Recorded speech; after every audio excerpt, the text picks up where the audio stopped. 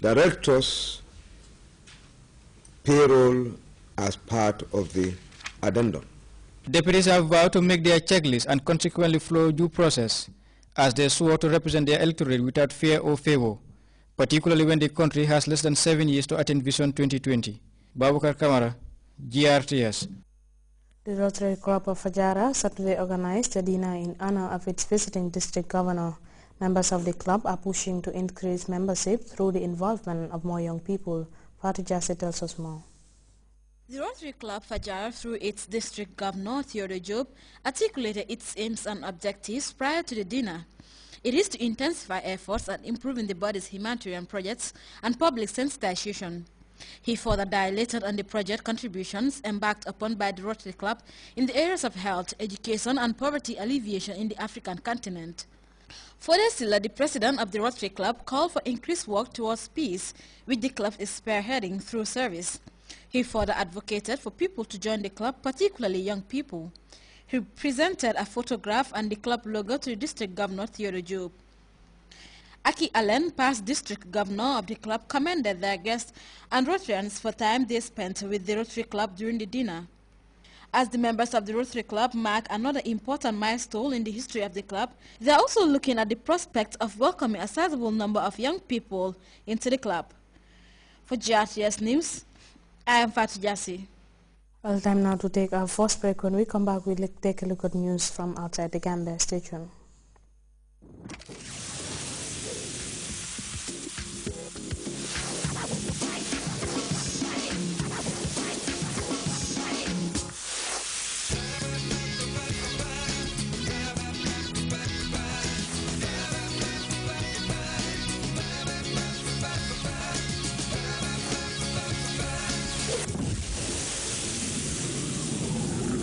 Lucozade Energy, energizing Gambia.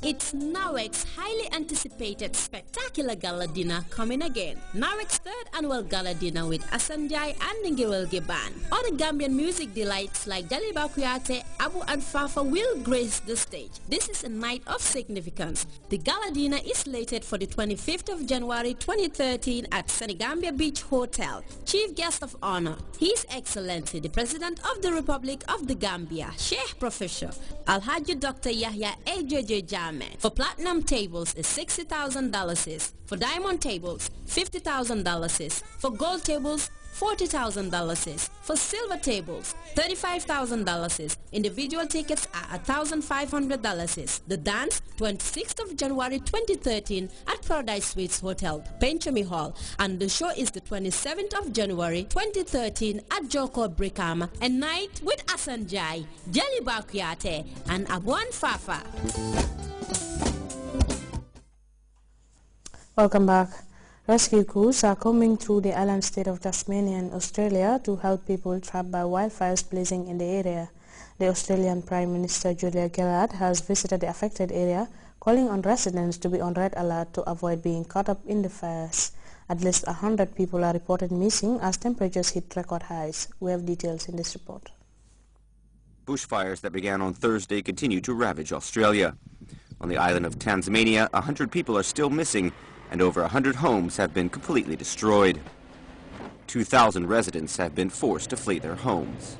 We had no idea that it was going to be so quick and so sudden. And when we finally did evacuate, we crossed the river and we just studied and watched what it did, and it just went through like with enormous speed, and it was horrendous. It was just unbelievable, yeah. And it's just all totally devastated now. Unfortunately, the worst may be yet to come. Temperatures are expected to rise across the country, with it hitting 43 degrees in the capital, Sydney, on Tuesday. In New South Wales, 800 hectares of grassland have already been burned, and firefighters are struggling to contain the fires. We're really nervous about tomorrow. We're actually nearly crapping ourselves because of the low humidities and the high winds. Thousands of firefighters are on standby, with some 90 blazes already burning, 20 out of control. Australian Prime Minister Julia Gillard visited fire-ravaged Tasmania. She called on Australians to be very vigilant in the coming days and reminded people how destructive fires can be in a hot and dry country. Catastrophic conditions are forecast for regions south of Sydney. The catastrophic rating was introduced after the 2009 fires in Victoria that claimed 173 lives. It means that fires could be uncontrollable, unpredictable, and very fast-moving on Tuesday. Opposition groups fighting the government of embattled Syrian President Bashar al-Assad say the president's speech has not changed their view of him. Major powers also say they are not convinced of what they refer to as empty promises.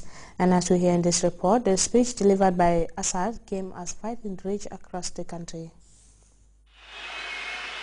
Not reality, said Paris, disconnected from reality, according to Washington, beyond hypocrisy for London. The speech by Bashar al-Assad, in which he offered a political solution with him staying in power, convinced only his supporters. The images of a leader worshipped by his followers, broadcast on state television, did not convince Ankara either. Turkish officials criticized what they called empty proposals that will not lead to any progress. Many Syrians were not convinced either. Those who fled the bombardments and massacres and are now in the miserable Zatari refugee camp in Jordan could hardly contain their anger. A peaceful solution is out of the question because streams of blood are running, and after this much blood, there can be no peace. We want Bashar's head. It was the same for those who have stayed, such as here in Azaz, where a group of people watched the speech on a solitary television as the bombings continued in regions held by the rebel fighters. What dialogue is Bashar al-Assad talking about? After all this bloodshed, there could be no dialogue. It is either us or him on this blessed land. God willing, we will come to your presidential palace, so be ready for us. Having been given permission to film, Chinese TV crews had trouble finding people who were positive about Assad's proposal. President Assad called for dialogue, but some foreign forces might not want to see an end to the crisis.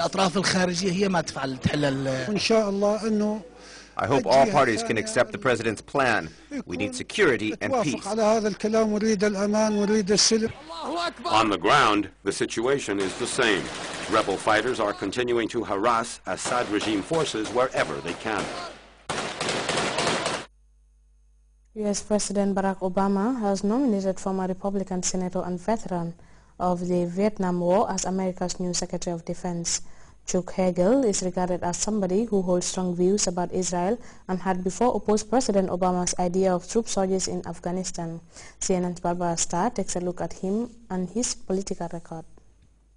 Chuck Hagel's view of the world today was shaped when he served with his brother Tom in Vietnam. Hagel recalled being burned in a landmine attack. The pain, and we didn't have any medics there with us, and we did have some guys, I think that were in pretty bad shape, so the morphine, everything was used for them. The brothers saved each other's lives in combat. Thinking to myself, you know, if I ever get out of all this, I am going to do everything I can to assure that war is the last resort, that we, a nation, a people, calls upon to settle a dispute. The horror of it, the pain of it, the suffering of it.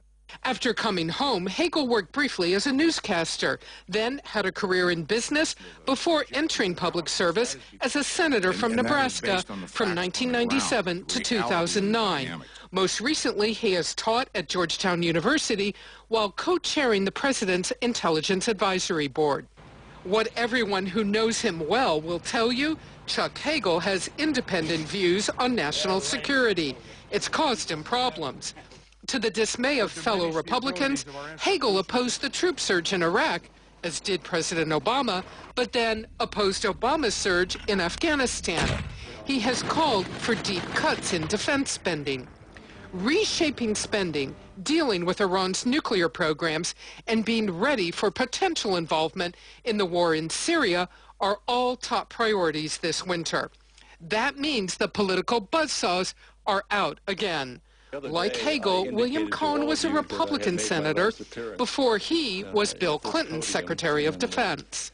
I think you'll face the same challenge in terms of people on the Democratic side saying, hey, wait, we've got some pretty talented people that could step in a moment's notice and fill that spot.